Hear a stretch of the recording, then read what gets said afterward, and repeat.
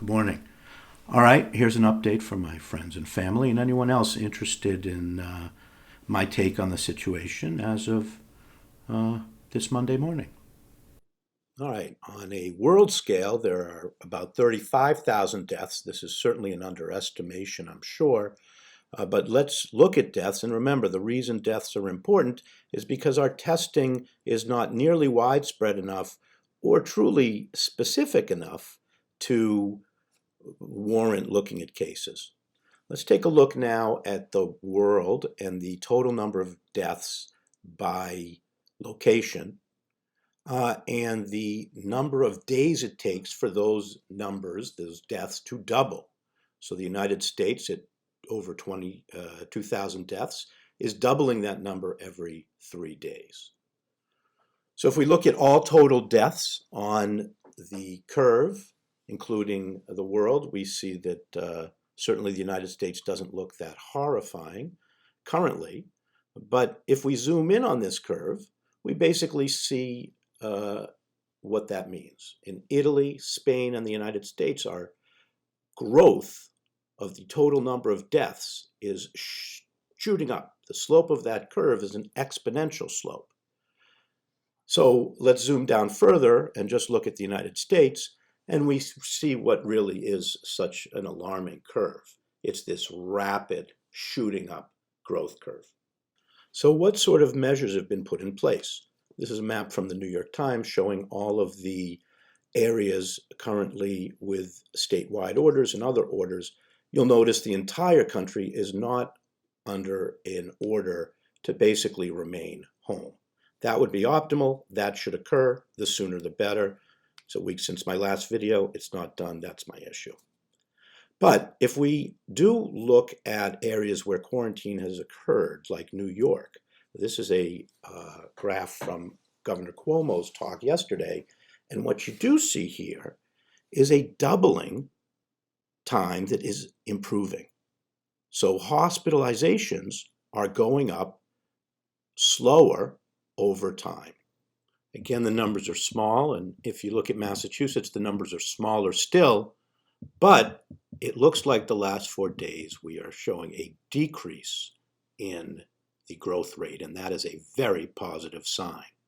We'll see how it continues, but because it's about 2 weeks out from the time when the governor put in place this stay-at-home order, we're likely starting to see the effects of that now, or at least in short order. So just a little more time and we'll figure that out. So in terms of patient care, as we talked about last time, of every 100 people who have COVID, about 20% will need to be hospitalized, and about 2 to 5 will need an ICU bed and a ventilator.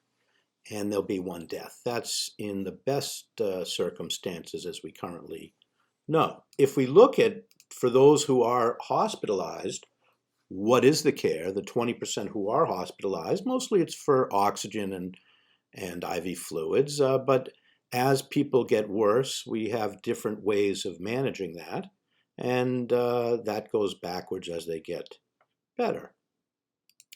However, as ICU beds fill up, we will have an ICU bed shortage. So again, the sooner we shut down, the better. And the more we prepare to have a rolling team of workers who can care for people in the states as this wave goes through will be critical. The biggest issue right now is the lack of personal protective equipment, or PPE.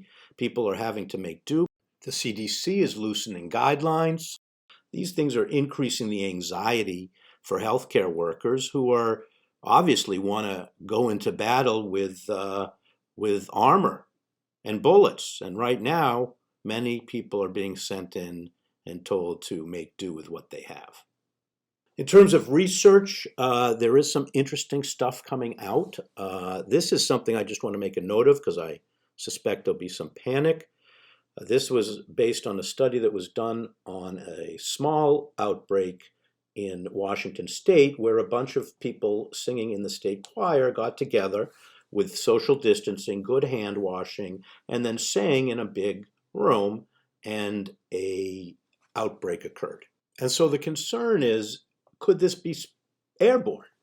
And I would say that in that room, with one or more people singing for a while into the air, perhaps with a cough or two, the COVID, the virus was floating around in the air, and people developed symptoms. That's very different than going outside or being in a place where you're standing 6 feet from someone else and speaking to them. There's no evidence really that this thing is spreading in any airborne way unless you're in close proximity to others.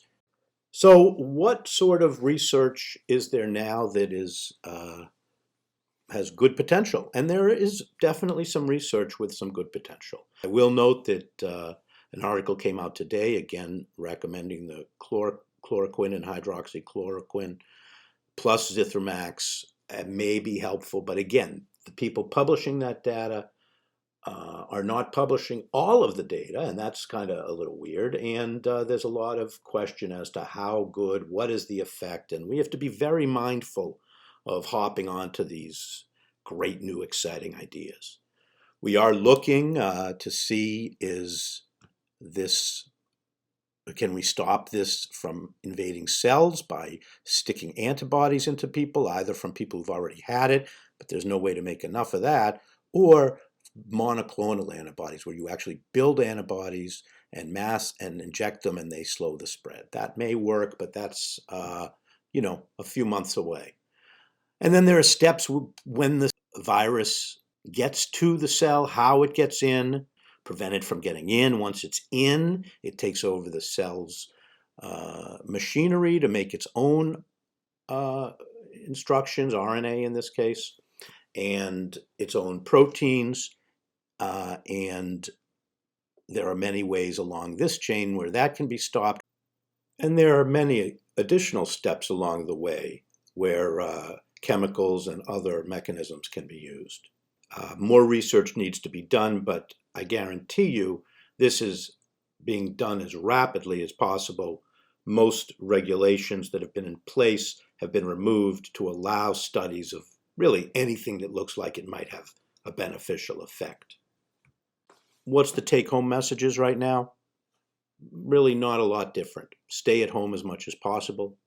Recognize that you want to minimize trips to stores, because in places where everyone comes together, people will get COVID. And while your chances may be low, they are much higher than if you don't go to the store. And essentially, we should all assume that everywhere we go, the person connecting or talking to us has COVID, and we should act accordingly. We also need to be very mindful in caring with others. We have to think about what we're saying. We have to take a deep breath. We're not used to being in such close quarters. Many people will need your support, and you likely will need others' support as we go through this in some way or another. I would recommend that we are all the people, we are the person we wish to be during an emergency, because we will look back on this and we will look at how did people help, hurt, how did people behave in this crisis. And finally, if you get symptoms or if you have questions, please feel free to contact me. I'm staying up to date on this. Probably need some break based on what some people have told me. And so, yes, caring for myself is critical, and I will do that as well. Thanks all. Talk to you later.